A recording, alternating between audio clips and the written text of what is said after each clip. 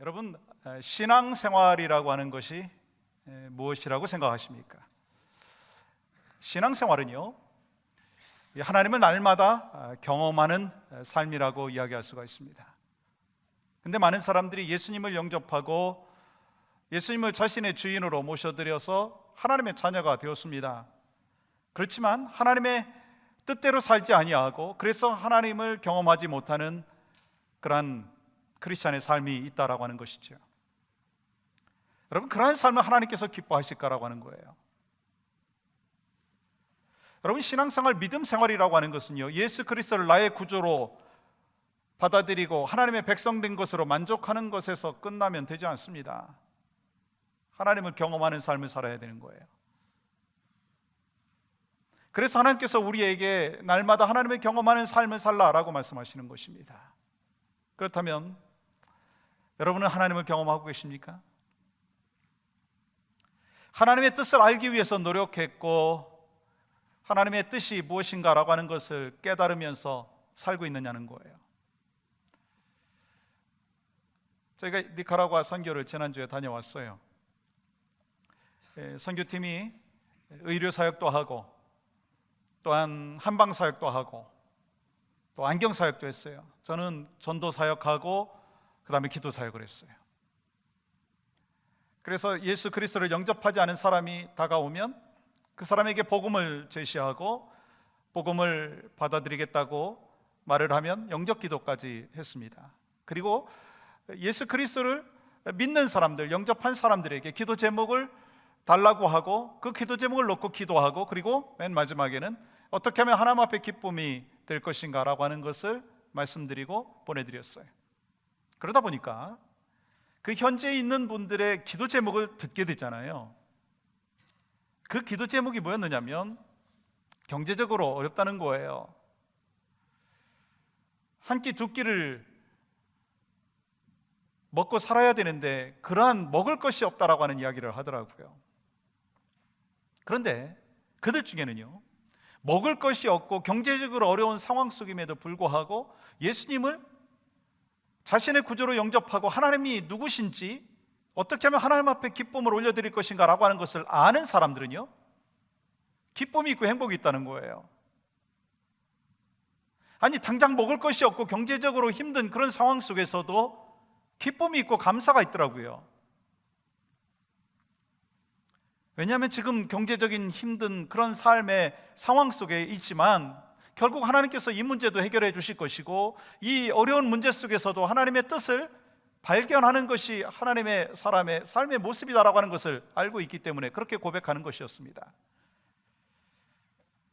하나님의 뜻을 알고 또한 하나님 안에서 풍성하게 누리는 삶을 살게 되면 먹을 것이 있고 없고가 문제가 아니고요, 문제가 있고 없고가 문제가 아니고 날마다 삶을 살아가면서 하나님이 나와 함께 하시고 계심을 믿고 또한 하나님께서 문제를 해결시켜 주심을 체험하기 때문에 하나님을 경험하는 삶을 살 수 있다고 하는 거예요. 오늘 본문의 말씀 속에서 보면 제자들이 갖고 있는 해결할 수 없는 문제가 있다고 하는 것을 발견하게 됩니다. 어떤 문제인가요? 먹는 문제더라고요. 예수님께서 복음을 전하실 때 수많은 사람들이 밀려 들어왔습니다. 남자만 5천 명이니까 뭐 여성분들과 그리고 아이들 포함하면 좋게 2만 명은 넘을 거예요. 근데 2만 명이나 되는 사람들이 예수님이 말씀하시는 것을 듣기 위해서 왔는데 날이 저물었어요. 근데 그들에게 먹을 것을 줘야 되는데 당장 먹을 것이 없어요. 돈도 없어요. 요즘 같으면 뭐 식당 가가지고 밥을 사 먹고 오라고 이야기할 수도 있습니다. 그런데 장소는 또 들판이었어요. 게다가 돈도 없습니다. 그런데 예수님께서 이 제자들이 해결하기 힘든 문제 속에서 하나님을 경험하는 그 삶의 모습이 무엇인가라고 하는 것을 가르쳐주고 있다는 거예요.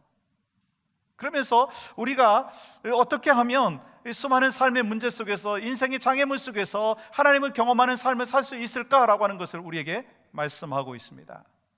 하나님 어떻게 경험할까요? 주님을 신뢰하라고 말씀하시는 거예요.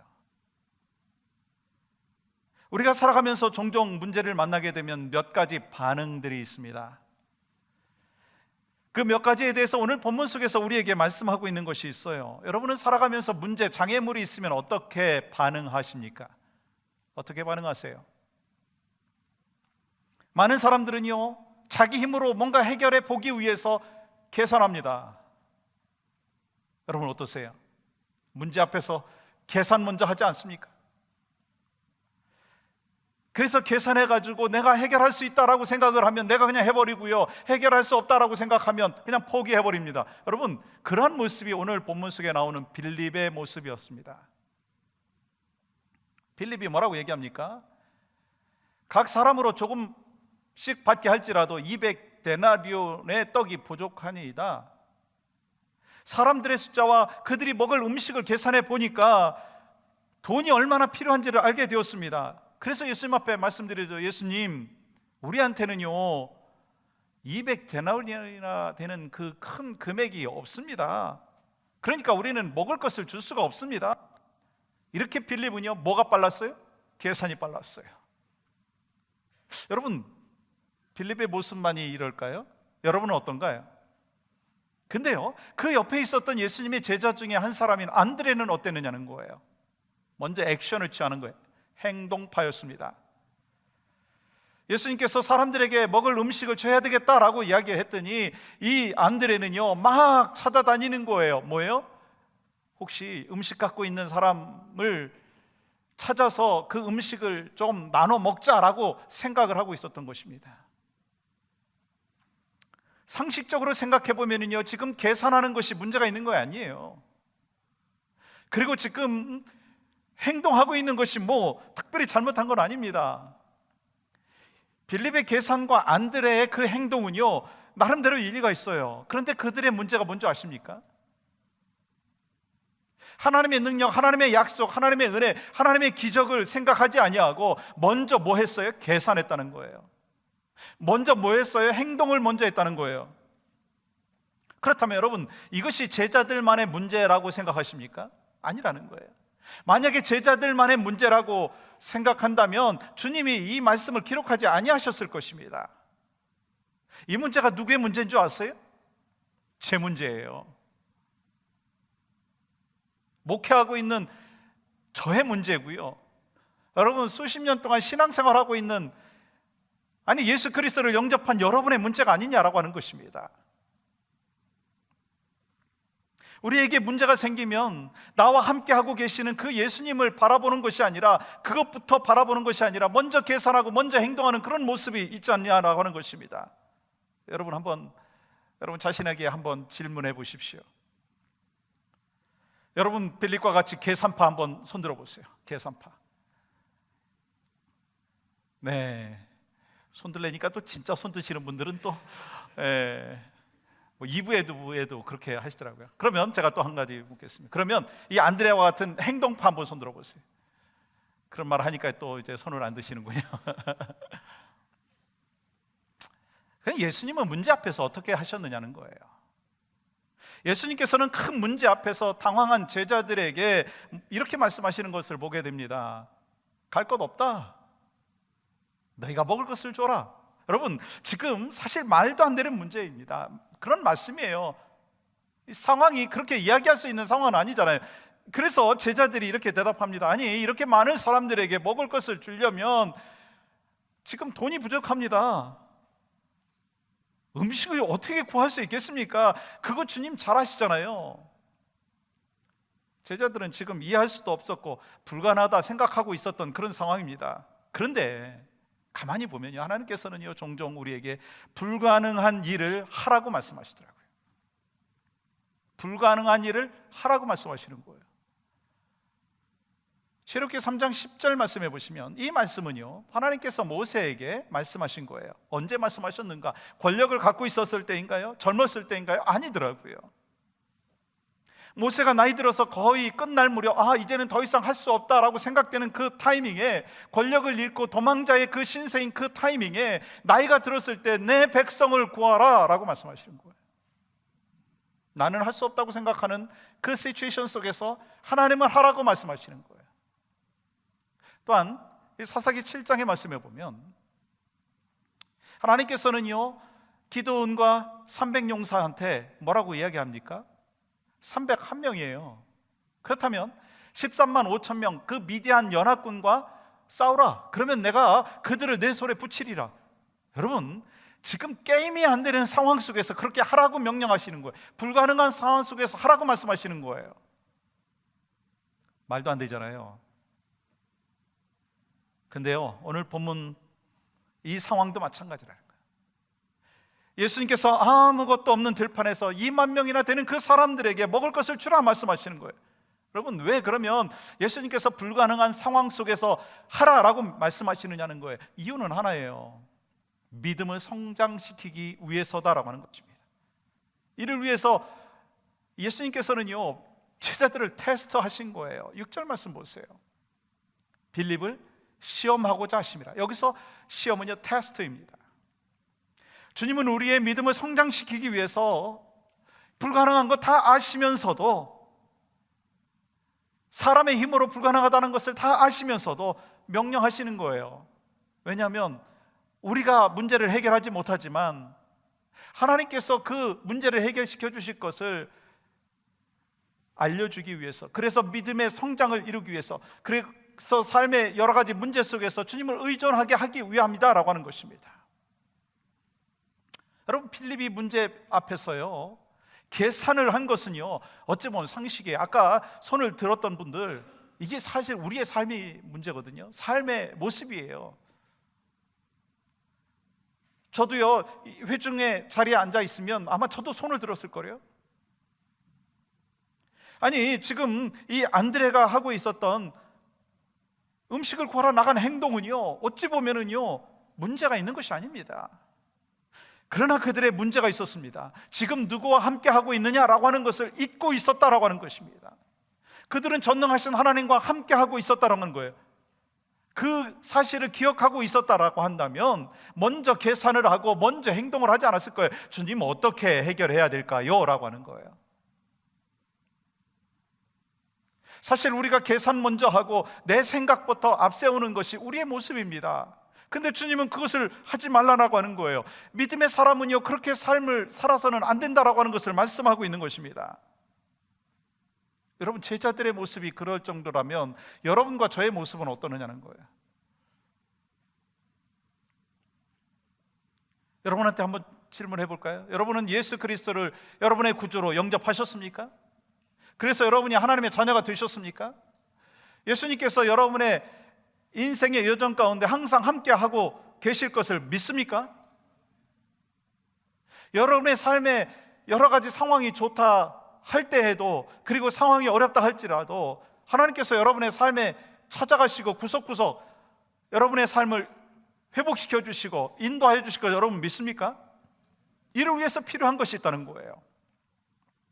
날마다 하나님을 경험하는 삶을 살기 위해서 필요한 것이 있다는 거예요. 다른 것이 아닙니다. 주님을 신뢰하라는 거예요.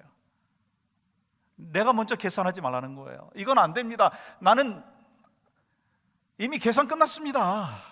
그게 아니라는 거예요. 누구에게 주시는 메시지일까요? 목사님, 저한테 주시는 메시지예요. 누구에게 주시는 메시지일까요? 여러분 아닌가요? 하나님을 경험하는 삶을 살기 위해서 우리에게 필요한 것은요, 주님을 신뢰하라는 거예요. 또한 두 번째는 주님께 헌신하라고 하는 것입니다. 오늘 본문에서 2만 명의 식사를 준비해야 되는 문제 앞에서 예수님께서 이 제자들한테 요구하시는 것이 있어요. 그것은 작은 헌신부터 해야 된다는 거예요. 그러므로 하나님의 손길을, 하나님을 경험하는 삶을 살기 위해서는요, 작은 헌신부터 해야 된다는 거예요. 이 9절 말씀 보시면, 여기 한 아이가 있어 보리떡 5개와 물고기 2마리를 가지고 있나이다. 여러분, 당시 문화로 보면 물고기 이 2마리와 보리떡 5개는 아주 초라한 도시락이었어요. 사실은 이 아이보다 더 좋은 도시락을 갖고 있는 사람도 있었을 것입니다. 근데 놀랍게도 이 어린아이가 자신의 도시락을 내어놓았습니다. 그리고 예수님께서는 축사하시고 기적을 베풀어 주셨어요. 여러분, 이게 중요한 거예요. 하나님을 경험하는 삶을 살기 위해서는요, 우리가 갖고 있는 작은 것부터 드릴 줄 알아야 된다는 거예요. 이건 도저히 할 수 없다라고 생각되는 거, 그것을 먼저 하나님 앞에 드릴 줄 알아야 된다는 거예요. 왜요? 그 작은 헌신을 통해서 주님이 축사하시고 기적을 베풀어 주시는 거예요. 가만히 보면 기적은요, 큰 데서 이루어지는 게 아니더라고요. 다윗이 골리앗을 넘어뜨릴 수 있었던 것은요, 그 기적을 행할 수 있었던 것은요, 작은 물맷돌, 그것이 하나님께서 사용하시는 도구가 되었을 때 기적이 나타난다는 것입니다. 하나님께서 모세의 손에 들려 있었던 보잘것없는 그 지팡이를 쓰신 것입니다. 그래서 위대한 재능보다요, 더 중요한 것은 헌신된 재능이라고 하는 거예요. 보잘것없는 그 지팡이를 쓰시는 그 하나님, 우리가 훌륭한 사람으로서 하나님 앞에 큰 것을 드리기보다는 작은 내 자신을 드릴 줄 아는 때에 하나님께서 그 작은 헌신을 통해서 역사하여 주시고, 그래야지 나중에 큰 것까지도 드릴 수 있는 넉넉한 마음이 됐다는 것입니다. 여러분, 열왕기상 17장의 말씀에 보면 이스라엘에 큰 가뭄이 왔을 때 이 엘리야가 사렙다 과부를 찾아가잖아요. 그 과부는 얼마나 가난하고 또 흉년이 있어서 힘들었던지 한 끼 분량의 양식밖에 남지 않았습니다. 그래서 그 양식으로 밥을 해먹고 그러기 위해서 이제 나뭇가지를 구하고 있었습니다. 그런데요, 선지자 엘리야가 자신에게 그 양식을 달라고 하는 거예요. 여러분, 말이 되는 겁니까? 아니, 선지자라고 하는 사람이요, 지금 요 먹을 양식이 이것밖에 없는데 그거 달라고 하는 게 말이 되는 것입니까? 상식적으로 생각해 보면요, 말도 안 되는 거예요. 그런데 이 사렙다 과부는요, 그 양식을 엘리야에게 줍니다. 그래서 어떤 결과가 나타났어요. 하나님께서는요, 가뭄이 있는 그 3년 동안 그 집에 양식이 끊어지지 않도록 기적을 베풀어 주셨어요. 그러니까 하나님은 드려지지 않는 인생을 사용하지 아니하시더라고요.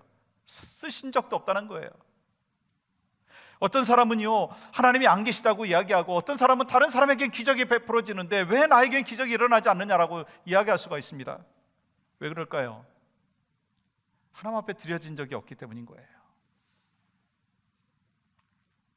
그렇습니다. 우리는 삶의 문제 속에서 주님을 신뢰하고 헌신해야 되는 거예요. 바로 그때 하나님께서는 플러스 알파의 역사를 허락하여 주십니다. 하나님을 경험하는 삶을 살 수 있게 되는 거예요. 오늘 11절 말씀해 보셔도 예수님께서 보잘것없는 그 도시락이었지만 어린아이의 작은 헌신을 보시고 축사하시고 문제를 해결시켜 주셨어요. 근데 그 주변에 있었던 그 수많은 사람들이 다 배불리 먹고 12바구니가 남았습니다. 이 보통의 것으로 위대한 일을 만들었다는 거예요. 아니, 보잘것없는 것으로, 대단하지 않은 것으로 대단한 것을 만들었다는 거예요. 왜요? 헌신하고 바쳐졌을 때 그렇게 역사가 되었다는 것입니다. 저는 이번 선교를 하면서 분명한 확신 속에 있었던 것이 있습니다. 어떤 분은 일주일도 채 안 되는 시간에 해외 나가가지고 복음을 전해서 얼마나 많은 영혼이 구원받겠습니까? 그렇게 퀘스천 할 수 있는 분들도 있을 것입니다. 아니, 비행기 타고 나가가지고 그렇게 많은 돈을 쓰면서 아니, 선교가 효과적입니까? 라고 질문하실 수 있는 분들도 있을 것입니다.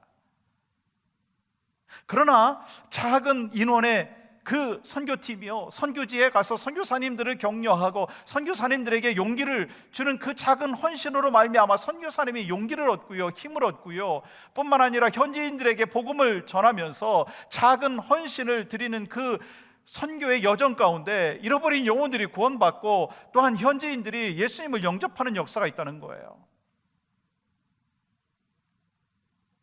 아니, 이 작은 이 선교 헌금으로 영혼이 얼마나 구원받을 수 있겠습니까? 내 작은 그 기도로 어떻게 영혼들이 구원받을 수 있습니까? 라고 질문할 수 있겠지만 저는 그것이 아니라고 믿습니다. 한 사람의 적은 헌신, 그것을 통해서 하나님께서는요 큰 일을 이루어 주시는 것을 분명히 압니다. 아니, 작은 것부터 드리지 못하면요 더 이상 드릴 수가 없는 것이 우리의 삶의 모습입니다. 그래서 주님이 오늘 우리에게 말씀하고 있는 것은요, 작은 것부터 드릴 줄 알아라 라고 하는 것입니다.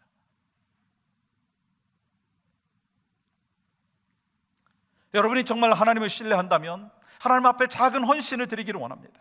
하나님께서는 언제나 작은 헌신부터 받기를 원하시는 거예요. 그 다음에 하나님께서 위대한 일을 행하시는 것을 볼 수가 있습니다. 모세의 손에 들려져 있던 지팡이는 나무에 불과해 있었습니다. 그러나 하나님께서 그 지팡이를 통해서 홍해를 갈라주시는 역사를 베풀어 주셨고, 그 지팡이를 통해서 바위에서 물이 나는 역사를 베풀어 주셨어요. 하나님 앞에 드려지는 그 헌신이 얼마나 놀라운가라고 하는 것을 말씀하는 거예요. 여러분과 저에게 어떤 재능이 있습니까? 여러분 어떤 재능이 있으세요? 주님을 위해서 드려지기를 간절히 소망합니다. 여러분과 저에게 작은 시간이 있을 거예요. 그렇다면 그 작은 시간을 내가 즐겁고 내가 어떻게 하면 행복할까라고 하는 것에 포커스를 맞추고 사용하는 것이 아니라, 주님 앞에 어떻게 하면 이 시간을 드릴 수 있을까라고 하는 것을 먼저 생각할 수 있었으면 좋겠다라고 하는 마음을 갖습니다. 여러분과 저에게 작은 물질이 있다 할지라도 이 작은 물질을 통해서 내가 어떻게 이 세상에서 엔조이 할까라고 하는 것을 고민하고 이야기하기보다는 이 물질을 통해서 어떻게 하나님 앞에 기쁨이 될까라고 하는 것을 함께 생각해 보자는 거예요. 왜요? 하나님을 경험하는 삶을 살기 위해서 우리에게 필요한 것은요, 작은 헌신이에요. 여러분과 제가 그런 인생 살기를 간절히 소망합니다. 또 한 가지는요, 주님 앞에 먼저 감사라는 거예요. 이 하나님을 경험하는 삶을 살기 위해서 하나님의 역사하심을 믿고 먼저 감사라는 거예요. 미리 감사라고 하는 거예요. 예수님께서요, 어린아이의 그 도시락을 받아 들고 어떻게 하셨습니까? 이렇게 기도하셨어요. 떡을 가져 축사하신 후에, 여기서 축사라고 하는 것은요, 감사하다라고 하는 의미가 들어가 있는 거예요. 예수님은요, 그 어린아이의 도시락을 받아들고 먼저 감사했다라고 하는 거예요. 하나님께 바쳐진 그 도시락을 먼저 받아들고 하나님 앞에 감사하며 기도했습니다. 그 위에 어떤 일이 벌어졌어요? 기적이 나타났다는 거예요. 어떻게 하나님을 경험하는 삶을 살 수 있고 어떻게 하면 이 하나님의 능력, 기적을 우리가 체험하면서 살 수 있느냐? 예수님께서 하셨던 대로 해보자는 거예요. 사실 우리가 응답받고 난 뒤에, 열매를 눈앞에 보고 난 뒤에 하나님 감사합니다 라고 하는 것도 믿음입니다. 그러나 그것보다 더 중요한, 그것보다 더 가치 있는 믿음이라고 하는 것은요, 지금 응답되지 않은 것임에도 불구하고 지금 눈앞에 보여지지 않는다 할지라도 믿음으로 먼저 감사하자라고 하는 거예요. 여러분의 자녀들을 바라보면서 먼저 축복하면서 먼저 감사해 보십시오. 하나님은 믿음대로 역사하는 능력을 베풀어 주실 줄 믿습니다. 이번에 이 니카라과에서 제가 기도를 하는데 한 형제가 자신의 기도 제목을 주는 거예요. 근데 그 기도 제목을 주기 전에 먼저 본인의 간증을 하더라고요. 그 형제는요, 농장에서 일하는 50대 중반의 형제였어요. 깜뽀라고 하죠. 손도 거치고 얼굴도 까맣고 참 인생의 험난한 시기를 지내고 있다라고 생각될 정도의 임프레션이 확 다가왔어요. 근데 그 형제가 기도 제목을 먼저 나누기 전에 이런 이야기 하더라고요. 자신은 지금까지 인생에서 2번의 기적을 경험했대요. 한 번은 가슴이 막 쪼여오는데 너무 힘들고 고통스러워서 죽을 것만 같았는데 그때 하나님 앞에 기도했다는 거예요. 하나님, 이 고통을 거둬가심을 믿습니다. 그러면서 감사 기도를 했더니요, 놀랍게 그 성령께서 그 육신의 아픔, 고통을 해결시켜 주시는 것을 체험했다고 하더라고요. 두 번째 또 어떤 일이 있었느냐면 밤새도록 기침이 멈추지 않는 거예요. 너무 고통스러워서 하나님, 이 기침까지도 하나님 그치게 하여 주실 것을 믿습니다, 감사합니다, 그렇게 기도했더니 또 기적과 같이 나왔다는 거예요. 그러면서 자신의 기도 제목을, 자신의 두 번째 딸이 예수님을 믿다가 예수님의 곁에서 멀어졌다는 거예요. 그 아이가 다시 예수님 앞에 돌아올 수 있도록 자기는 믿고 감사하며 기도하고 있는데 목사님도 그렇게 해달라는 거예요. 제가 어떻게 해야 되겠어요? 그 형제는 믿음으로 기도하는데 제가 믿음 없이 기도할 수 있겠어요? 저도 믿음으로 같이 기도했습니다. 주여, 이 형제가 기도하고 있는 이 기도의 제목에 응답의 역사를 허락하여 주시옵소서. 미리 먼저 감사하고 있는 이 형제의 믿음을 받아 주시옵소서. 간절히 기도했어요. 여러분, 어떻게 되었을까요? 어떻게 될까요? 여러분과 저는 믿습니다. 하나님은 우리의 간절한 기도의 제목을 응답하여 주십니다. 미리 감사할 때 하나님께서 역사하여 주실 것을 믿습니다. 여러분, 우리도 그러잖아요. 얼마나 과거 속에서 나와 함께 하여 주심에 대하여 감사하십니까? 전 감사할 게 참 많아요. 근데 땡겨서 미리 먼저 감사하고 있느냐는 거예요. 그 감사가 오늘 우리에게 필요한 것을 말씀하고 있습니다. 왜 하나님께서는요, 사렙다 과부의 마지막 그 양식을 요청하셨을까요? 왜 예수님께서는요, 어린아이의 그 도시락을 요청하셨을까요? 살리기 위해서예요. 축복을 나눠주시기 위한 것입니다. 어린아이의 이 작은 도시락을 헌신하는 것을 통해서 하나님을 경험하는 삶이 무엇인가라고 하는 것을 보여주기 위함이었다는 거예요. 여러분의 삶에 문제가 분명히 있을 거예요. 있죠. 다 있어요. 저도 있고 여러분도 있고, 여러분과 저에게 장애물이 있어요.